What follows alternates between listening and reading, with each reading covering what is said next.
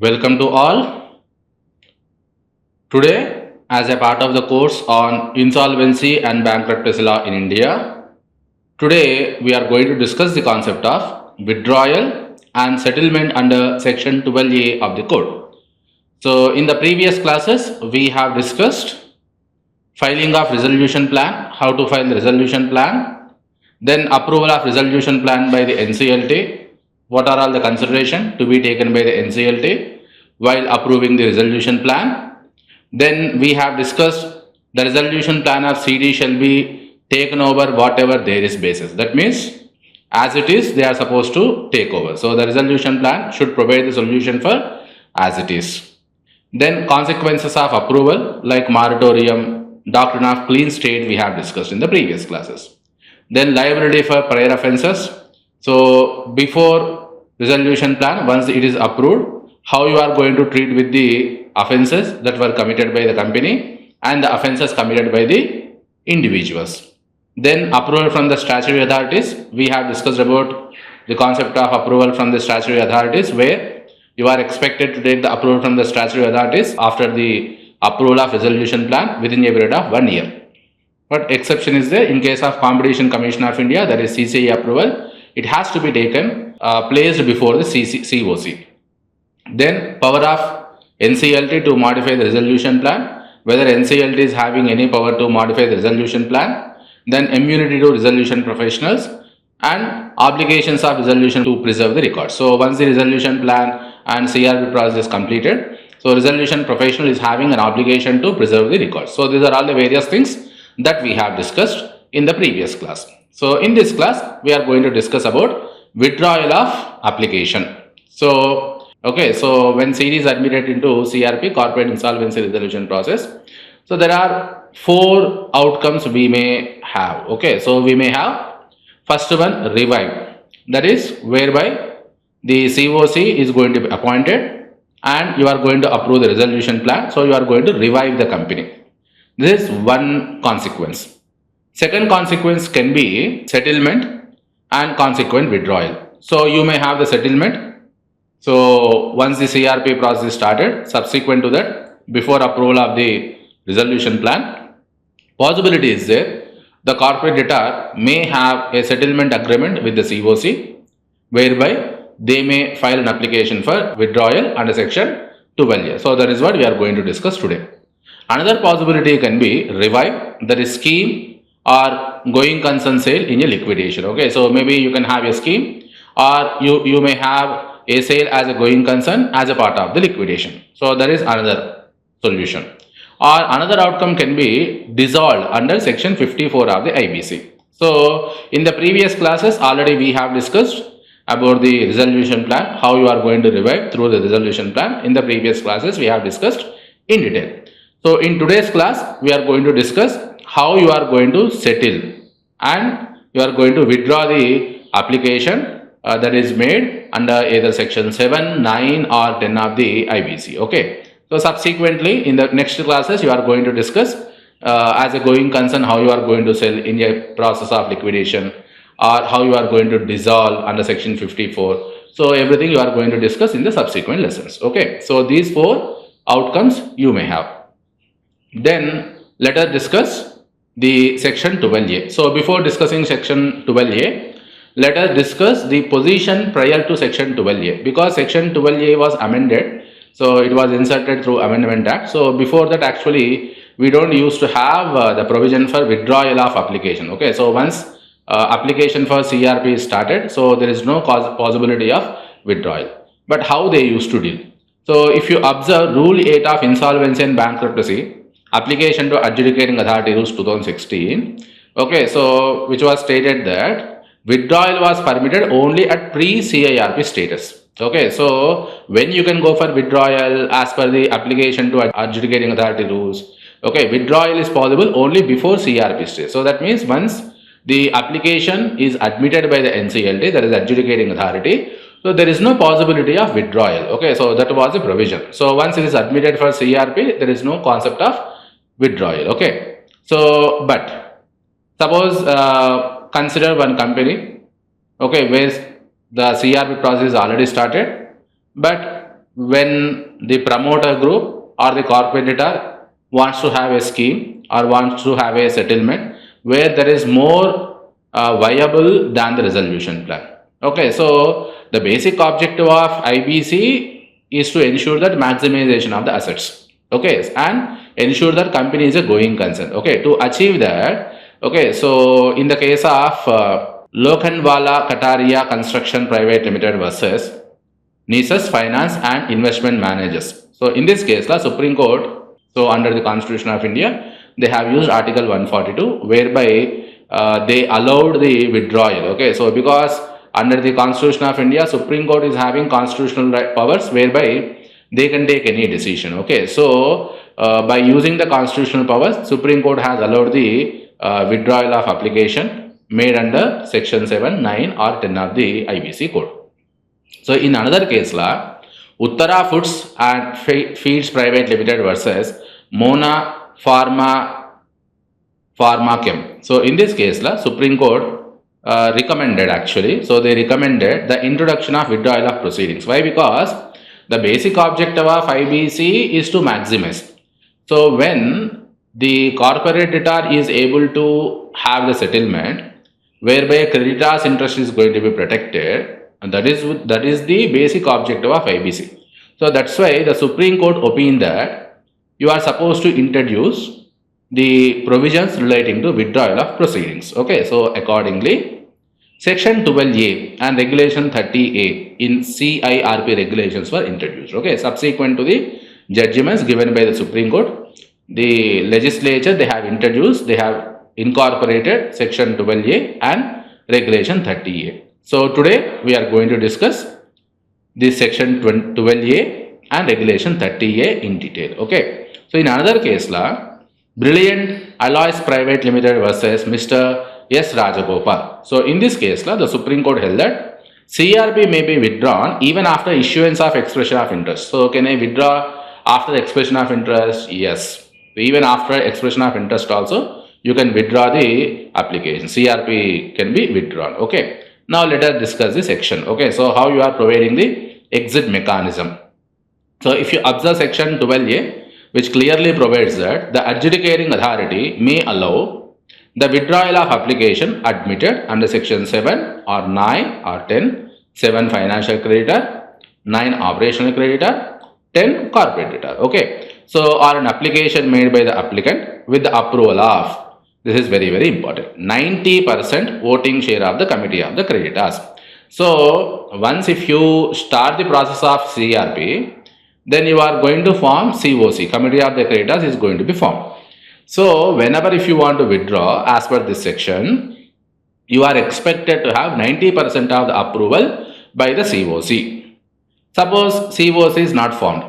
Okay, so CRP process is admitted, but CoC is not formed. Then in such cases, how to deal with that scenario. Okay, so we are going to discuss subsequently. Okay, Regulation 30A of CRP regulations provides for procedure for withdrawal under Section 12A, and we are having Form FA also. Okay, let us look at the Form FA. This is Form FA, application for withdrawal of corporate insolvency resolution process. So once the CRP process started, how to withdraw the CRP process. Okay, so to the adjudicating authority, you are going to write a letter. I so and so had filed an application bearing so and so number, diary number, case number, date of filing before the adjudicating authority under section maybe 7, 9, 10 depending on circumstances of the IBC.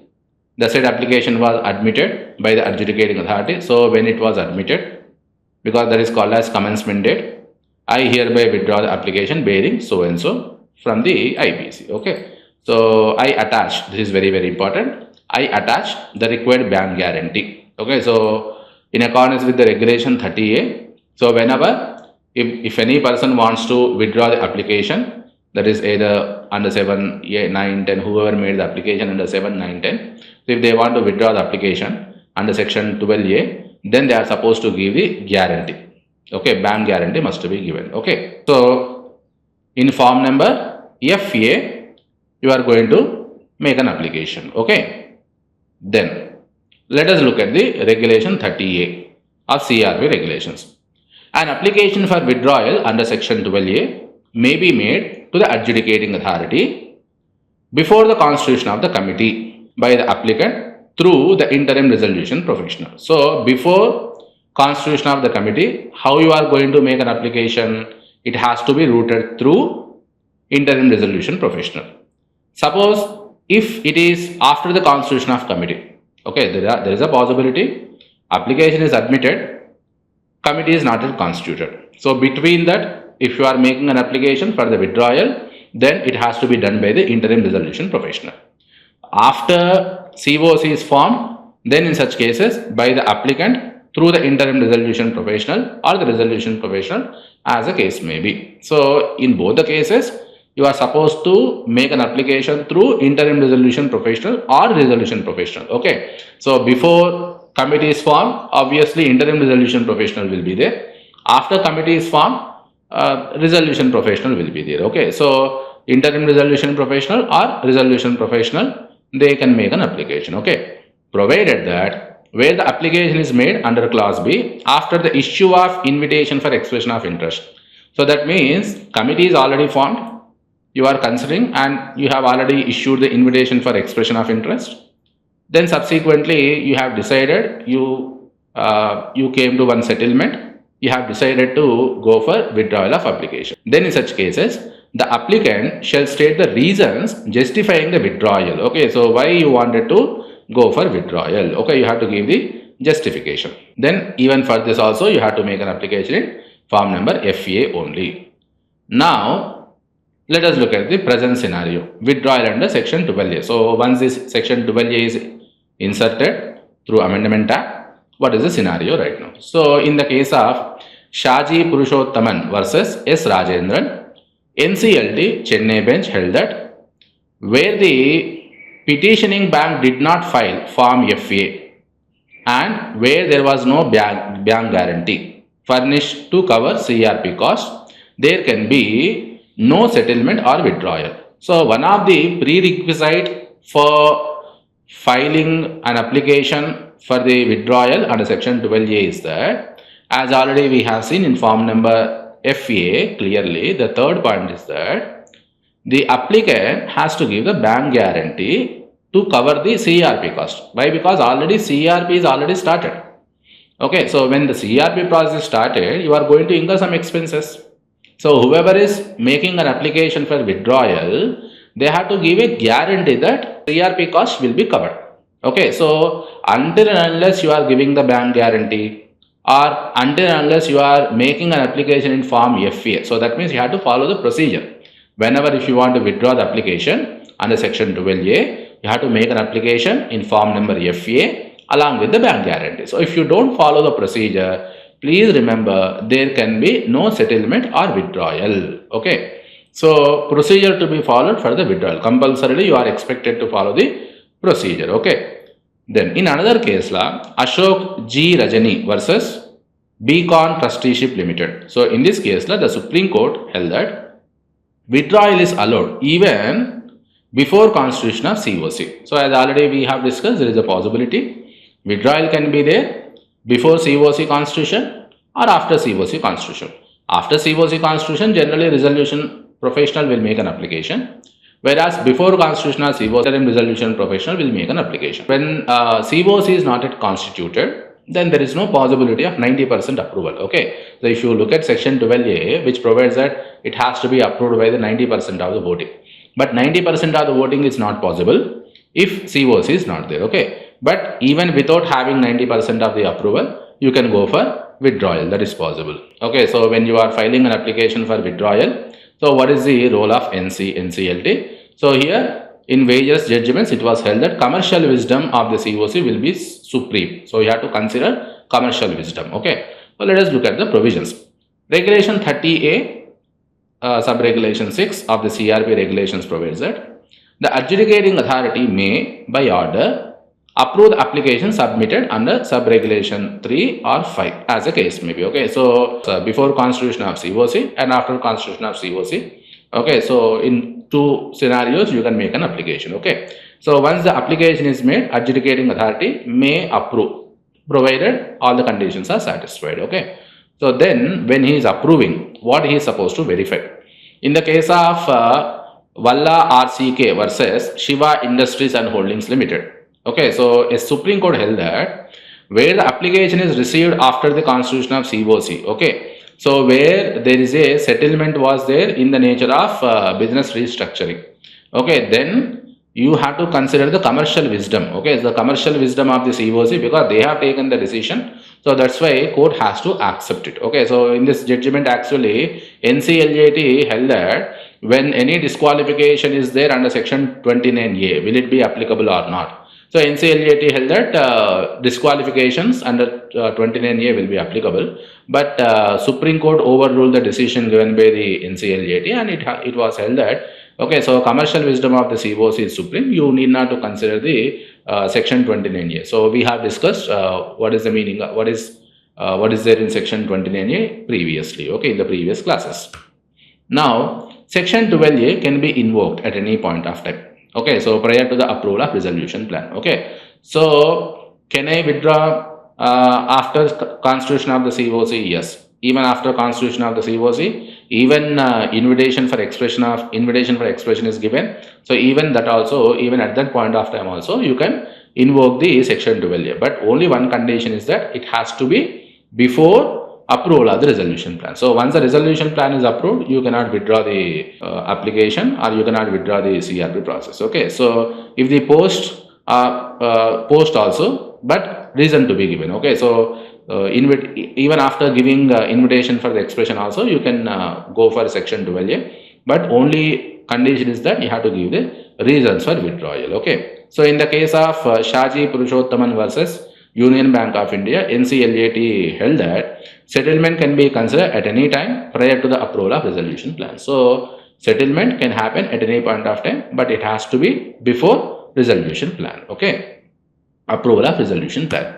Now let us look at section 29A. Is it applicable? So in the case of Andhra Bank versus Sterling Biotech Limited, so NCLT held that section 29A would not apply to the settlement proposed under section 12A of the IBC. Okay, so section 12A, when you are going for withdrawal, because it's a commercial wisdom and decision of the CoC, so that's why section 29A will not be applicable in such cases. Okay, then can I go for settlement during the liquidation? Okay, so here can you go for settlement during the liquidation is there is no clarity, but if you look at the section exactly, okay, as per the section, withdrawal is allowed only before the approval of resolution plan. Okay, so when the resolution plan is a failure, or else if the committee of the creditors are they are unable to arrive at resolution plan, then NCLT will give the order for liquidation. Okay, so now can you go for settlement at the time of liquidation? Okay, so if you look at the section, then you will understand that there can be no withdrawal under section 12A, because section 12A clearly provides that when CRP process is going on before approval of the resolution plan. So when liquidation is started, there is no question of CRP process. Already CRP process is a failure. Then only the concept of liquidation comes into picture. Okay, so if you plainly look at the section, then you will come to the conclusion that withdrawal is not allowable, it cannot be done. But surprisingly, in the case of Navanita case, okay, NCLT held that withdrawal during the liquidation is also permitted. By exercising the judicial discretion, it was held that during the liquidation process also withdrawal is allowable. Okay, in another case law, V.S. Varun, liquidator, Aradhya Wire and Rope Private Limited versus South India Bank. So in this case law, by following the Navanita case, NCLT Bengaluru bench held that withdrawal during the liquidation is permissible. But my personal opinion is that that is not the intention of the legislation. Okay, why? Because section 12A clearly states that the withdrawal is allowable only before the approval of the resolution plan. Then withdrawal and settlement under section 12A, pending application for approval of the resolution plan. So suppose take the exam, resolution plan is placed before the CoC, but it is not yet approved. Then in such cases, can you do that? In the case of Hem Singh Bharana versus Pavan Doot Estates Private Limited. So in this case, NCLT held that a proposal under section 12A cannot be made during the pendency of an application for approval of the resolution plan. That means already for the approval of the resolution plan, there is an application is made. So once the application is made before the NCLT, please remember you cannot make an application for withdrawal or settlement under section 12A. So in another case, Shaji Purushottaman versus Union Bank of India, NCLT, they have directed CoC to consider a settlement plan proposed by the promoter, pending considering the application for approval of the resolution plan. So when the resolution approval is in pending, then NCLT, they directed the CoC to please consider the settlement plan. So instead of going for resolution plan, if they can go for settlement plan, then that is more viable. So that's why they directed the CoC. So a settlement proposed under section 12A cannot be considered by CoC after it approves the resolution plan. So if you look at barely the section, the settlement under section 12A cannot be considered once it approves the resolution plan. But court of law held that when the application for approval of the resolution plan is pending, then also you can make an application for withdrawal. Okay. Now let us look at doctrine of clean slate, how it is applicable. So Arun, in the case of Arun Kumar Jagat Ramka versus Jindal Steel and Power. So in this case, the Supreme Court held that doctrine of clean state is not applicable. Okay, why? Because when you are withdrawing or when you are coming for the settlement or when you are making an application for the withdrawal under section 12A, it is not a resolution plan. It is withdrawal. So that's why the concept of clean state is applicable, or the doctrine of clean state is applicable only in case of resolution plan. So only in case of resolution plan, the corporate debtor will be exempted, or else clean state theory will be applicable, doctrine will be applicable, whereby corporate debtor will not be liable for the previous activities. Anyway, in the previous classes we have discussed that corporate debtor is not liable, but officer in default, they will always be liable even after resolution plan also, approval of resolution plan also. So in this case, it was held that because it's not a resolution plan, so that's why the doctrine of clean state is not applicable in case of application under section 12A. Then whether once if you make an application for withdrawal under section 12A, so whether any creditor can raise objection. Okay. So in the case of Abhishek Singh versus Hattamaki PPL, the Supreme Court held that the other creditor would not have a right to object to settlement under section 12A. Okay, and such creditor have a right to avail other legal remedies. Okay, so once the CRP process started, when you are filing an application for withdrawal, other creditors, they don't have any right. Okay, because they are having other remedies under other legislations. Okay, so maybe based on the contract, okay, you can go to the civil code. So other remedies are always available. So that's why the objectors cannot raise the objection for the settlement under section 12A. Then whether resolution applicant can invoke section 12A, that means once the resolution plan is approved, whether the resolution applicant, can he withdraw from the resolution plan? No. Okay, so in the case of Maharashtra Seamless versus Padmanabhan Venkatesh. So in this case, the Supreme Court held that the exit route prescribed under section 12A is only during the CRP process. Okay, so it is not applicable to resolution applicant. Why? Because in case of resolution applicant, already he proposed resolution plan and that is also approved. Now he is expected to implement. So when resolution plan is approved, subsequently there is no scope for section 12A. So that's why resolution applicant cannot invoke the section 12A. Then duty to pay CRP cost till the date of approval of withdrawal under section 12A. So this already we have discussed.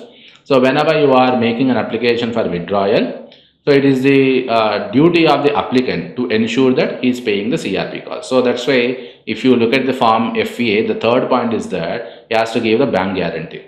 Okay, so the bank guarantee must be provided to pay the CRP cost. So if you look at regulation 30A, which clearly provides that, okay, where the application is approved under sub-regulation 6, the applicant shall deposit an amount towards the actual expenses incurred for the purpose of the CRP till the date of approval by the adjudicating authority, then within 3 days of such approval, he is supposed to, in the bank account, he is supposed to deposit. Okay.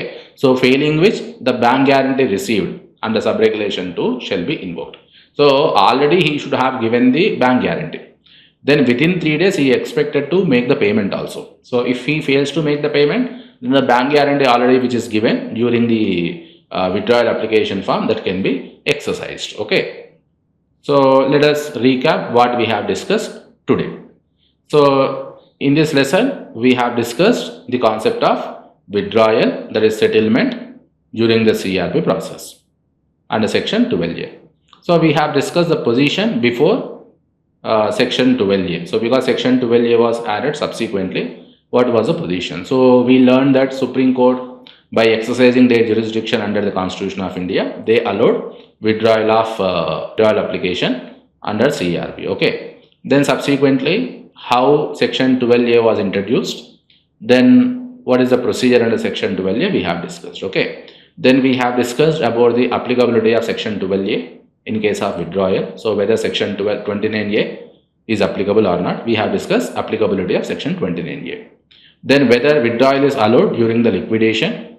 So in few judgments, it was held that the withdrawal is allowed even during the liquidation also. But the court opinion is different. Why? Because it is yet to be decided by the Supreme Court. So because the withdrawal is applicable only in case of CRP process. Whereas once the company went into liquidation, there is no question of CRP process. So this question of law is yet to be decided by the Supreme Court. Okay. So whether right of objection is available to other creditors, we have discussed that right of objection is not available to the creditor. Okay. Whether resolution applicant can invoke the section 12A, no, the answer is no. Okay. So these are all the various points that we have discussed in section 12A. Thank you.